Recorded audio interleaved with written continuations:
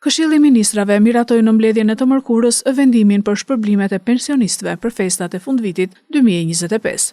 Sipas këtij vendimi, nga shpërblimi parashikuar do të përfitojnë 762.740 pensionistë dhe përfitues të tjerë, nga të cilët 640.325 janë pensionistë në pension pleqërie dhe 2.322 në pension social.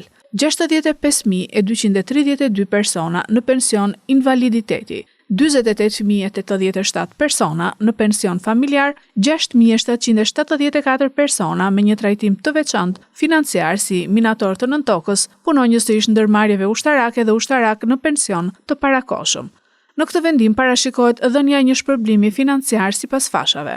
Në masën 15.000 lek për rreth 520.959 persona, nga të cilët 421.514 janë pensione të pleqërisë, 2.322 pensione sociale, 3.715 pensione të parakohshme për vjetërsi shërbimi, për fëmijët e Republikës, veteranë të lançit, trajtime të veçanta të minatorit dhe industrisë ushtarake, pensione të posaçme.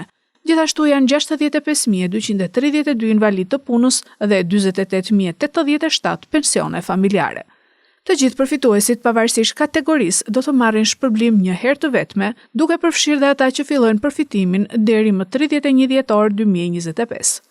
Fondi total i parashikuar për këtë shpërblim arrin në 10.4 miliard lek, ku mbi 10.3 miliard lek janë të destinuara për pagesa ndaj përfituesve dhe mbi 72 milion lek për shpenzimet administrative të procesit. Po sipas këtij vendimi, shpërblimi do të paguhet gjatë muajit dhjetor 2025 dhe kur nuk tërhiqet brenda këtij muaji, mund të tërhiqet deri në 30 qershor të vitit 2026. Pas kësaj date, ky shpërblim parashkruhet dhe nuk mund të përfitohet.